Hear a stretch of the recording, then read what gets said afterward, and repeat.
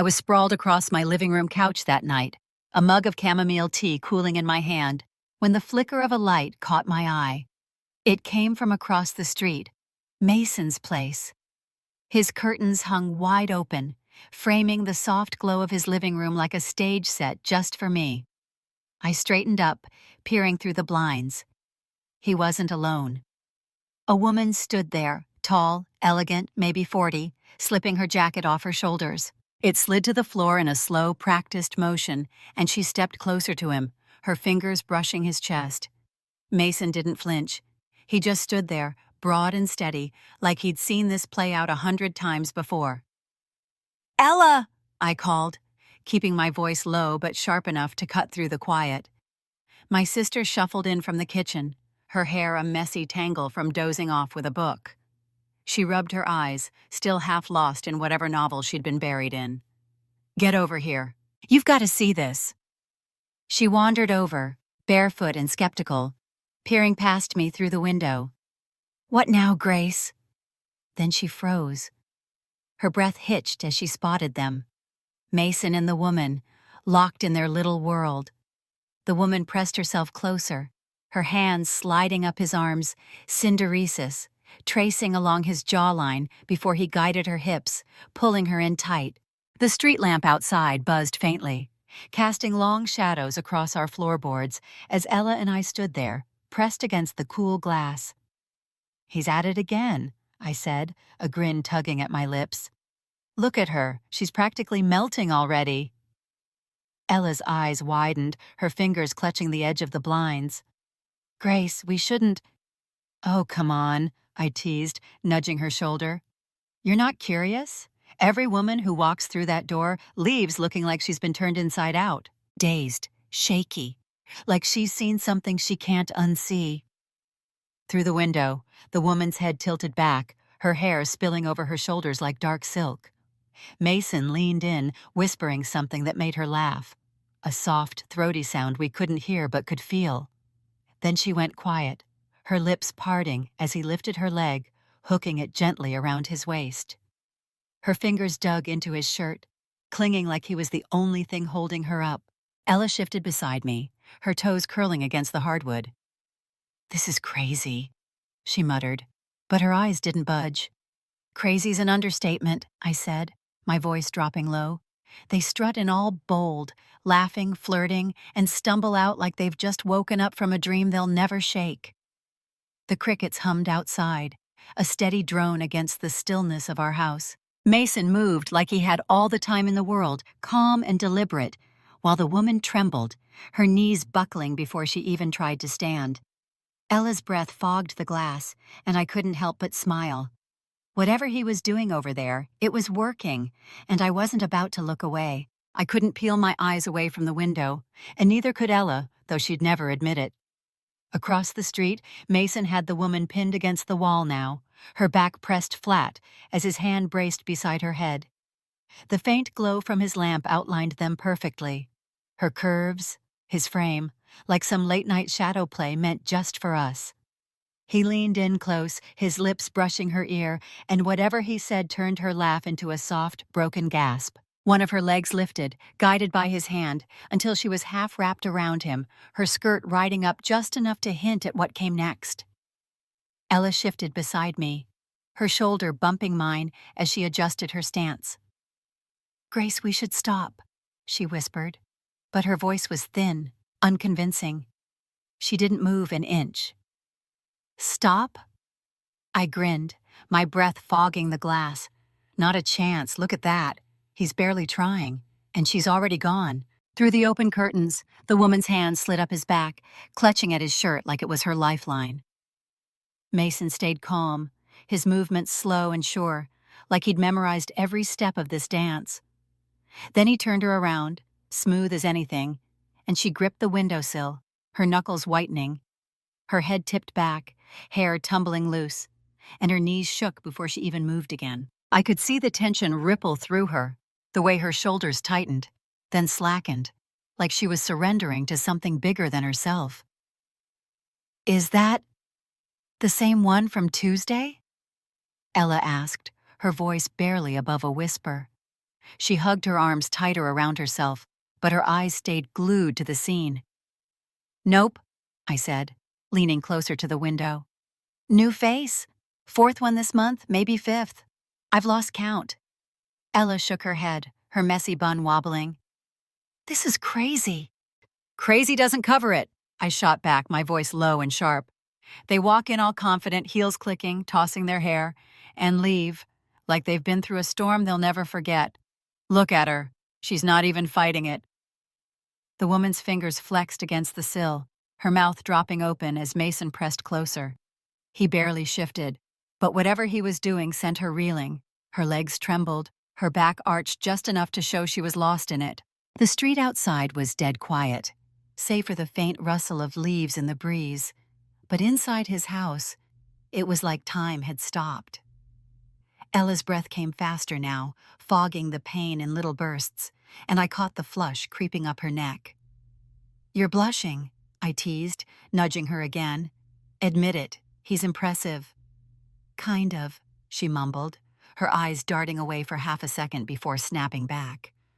"I mean, how does he do that?" I smirked, resting my chin on my hand. "That's the million-dollar question, isn't it? Mid-50s, quiet as hell, doesn't even brag. And he's got every woman on this block stumbling out his door like they've just tasted something they can't name." The woman tensed again, her head rolling back as Mason's hand slid along her waist.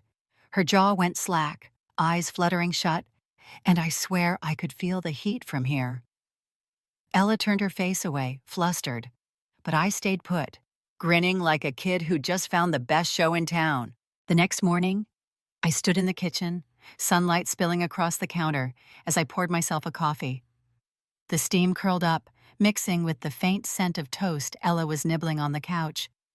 She was curled up in her faded pajamas, a blanket draped over her knees, pretending last night hadn't happened. I could still see it, though. Mason's hands, that woman's shaky legs, the way the curtains framed it all like a private invitation. It buzzed in my head, louder than the hum of the fridge. I leaned against the doorway, mug warm in my hands, and watched Ella flip through her book without really reading. "So," I said, keeping my tone light, "I'm thinking now's a good time." She didn't look up, just turned a page she hadn't even glanced at. "Good time for what?" "You know what?"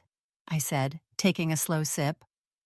"I'm going over there, saying hi, maybe more." Ella groaned, dropping the book onto her lap. "Grace, you were serious?"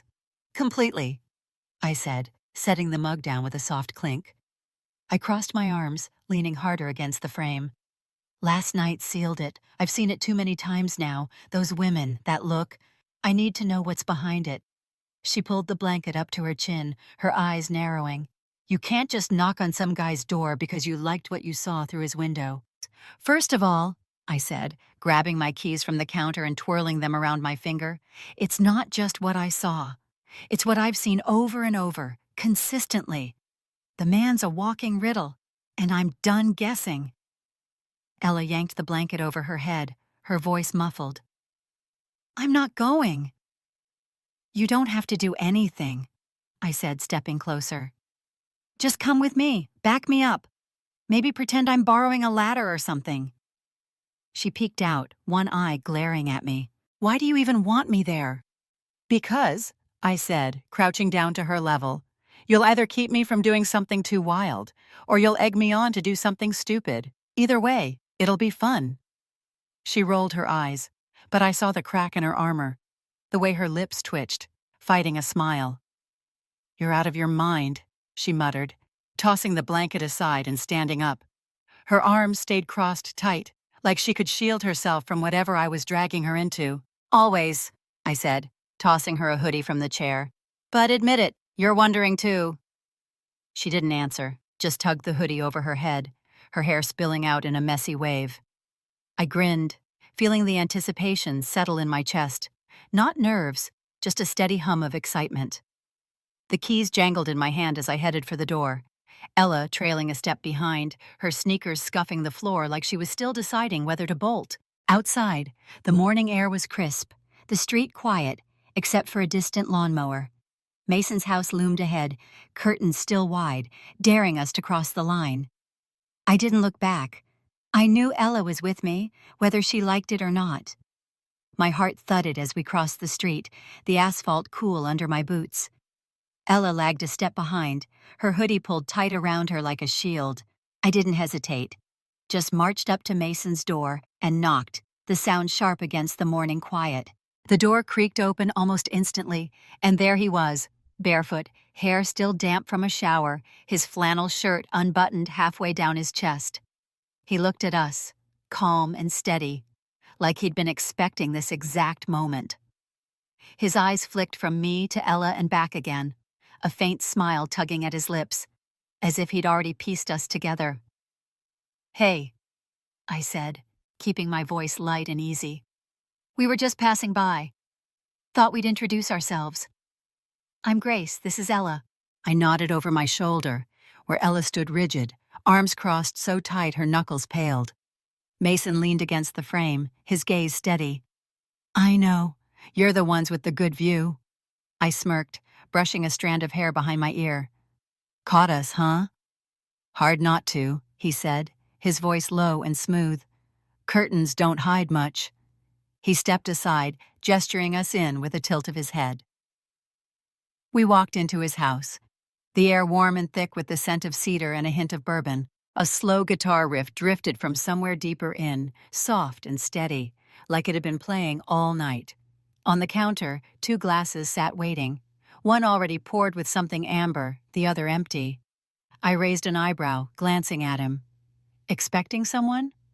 "Not really," he said, picking up the bottle and filling the second glass. "Just figured I might have company." He handed me one, his fingers brushing mine for half a second, deliberate but not pushy. Ella hovered near the door, her sneakers scuffing the hardwood as she eyed the exit. I took a sip, the liquor warm on my tongue, and studied him over the rim. "You're not what I pictured," I said, leaning against the counter. "Neither are you," he replied, his tone even, unreadable. He set his glass down, the clink soft against the quiet. "People who watch that closely usually avoid eye contact the next day." Ella flinched, her cheeks flushing pink, but I just laughed, sharp and quick. "Fair point," I said, holding his gaze. "Guess we're not the avoiding type." He dropped onto the edge of the couch, arms resting on his knees, casual as if we'd been here a dozen times.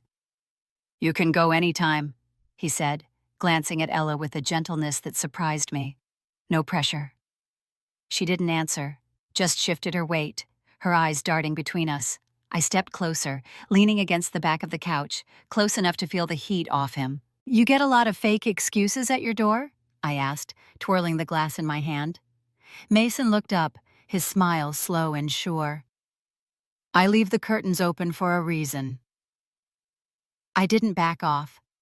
I leaned in, my leg brushing his as I draped it casually across his lap. My fingers rested light on his shoulder, testing the waters. He didn't move, just let his hand settle on my thigh, warm and steady, like he'd been waiting for me to make the first move. Ella's voice cut through, sharp and shaky. "Grace, you're actually doing this?" I glanced back at her, still rooted by the door. "You act like I dragged you here," I said, grinning. "Stay or go, your call." Ella stood frozen by the door, her hoodie sleeves tugged over her hands, but her eyes stayed locked on us. I didn't pull back from Mason. My legs stayed draped across his lap, my fingers tracing the edge of his collar. His hand rested on my thigh, firm but patient, like he was letting me set the pace. The air in the room thickened, the guitar riff humming low in the background, blending with the faint creak of the couch as I shifted closer. "You're really doing this?" Ella's voice cracked, half disbelief, half something else, curiosity maybe. I turned my head just enough to catch her eye. "You act like I dragged you here," I said, my tone light but pointed. "You kinda did," she shot back, her arms tightening across her chest. "Then go," I said simply, tilting my head toward the door. "Or stay and admit you're not just here for me." She shook her head, but her feet didn't move. Mason's gaze flicked to her, calm and unreadable, before settling back on me. I didn't wait for her to decide. I leaned in and kissed him, slow and deliberate, my lips pressing against his, with no hesitation. He tasted faintly of bourbon, warm and steady, and his hand slid to my hips, guiding me closer without rushing. I pulled back just enough to tug my sweater over my head, letting it drop to the floor with a soft thud. He mirrored me, unbuttoning his flannel and tossing it aside, the fabric rustling as it landed. Ella's breath hitched, loud enough to hear over the music. I glanced at her. She was still there, clutching the doorframe like it was holding her up. Mason shifted, offering her a hand, his movements easy, no pressure behind them. "No rush," he said, his voice low and smooth. "Door's right there." She hesitated, her fingers flexing against the wood, then took a step forward, slow like she was testing the ground. I stood, crossing the room in 3 strides, and took her hand. Her pulse jumped under my fingers, fast and unsteady. "You don't have to do anything," I said quietly, close enough that only she could hear. "But don't lie to yourself either." I guided her forward step by step until she stood in front of him. Mason looked up at her, his eyes steady, then leaned in and kissed her. Soft, careful, like he was giving her an out. She let out a shaky breath, her hands hovering in the air before settling on his shoulders.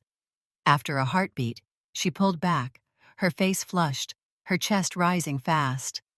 I didn't pause. I stepped past her, brushing her arm, and kissed him again, harder this time, making it clear what I wanted.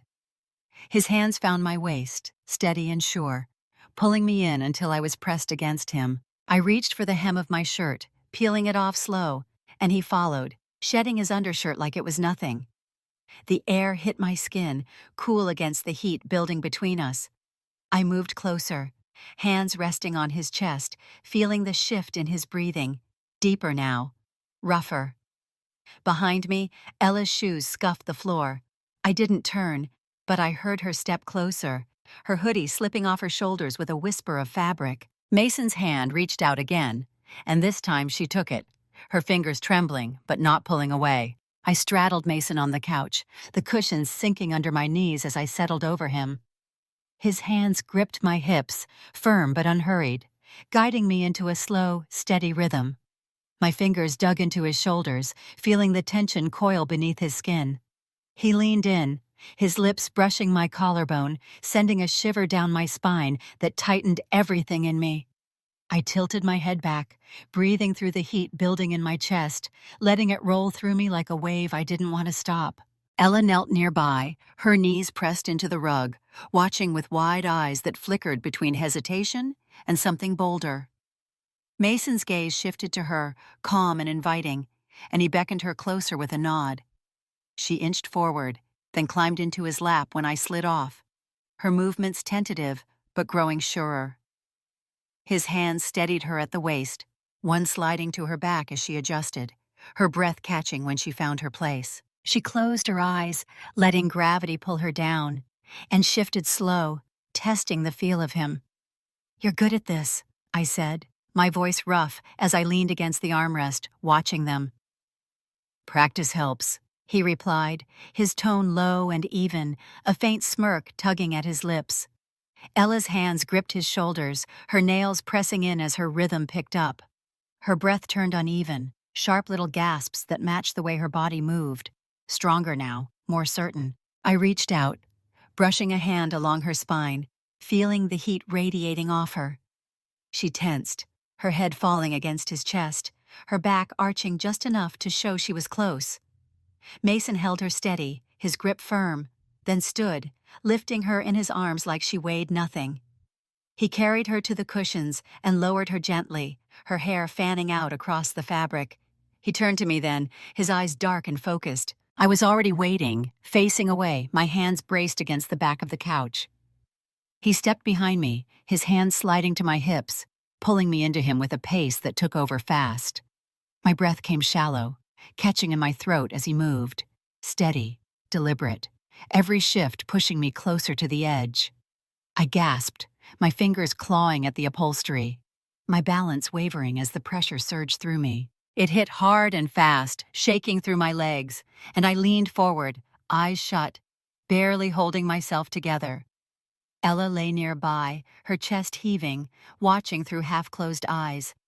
I shot her a grin, still buzzing, as Mason turned back to her. He lifted her again, laying her flat on the couch, and joined her with a new urgency. She barely had a second to catch her breath before he moved, his hands guiding her hips. I knelt beside them, wiping the sweat from her brow, my lips brushing his shoulder in a light trailing kiss. Her hand fumbled for mine, and I held it tight, feeling her pulse race as she rose to meet him. Her breathing shifted, faster, sharper. Her body responding easily now, building with every motion. He kept going, fierce and tireless, his focus locked on her until she gripped the cushions, her reaction spilling out in a quiet, trembling rush.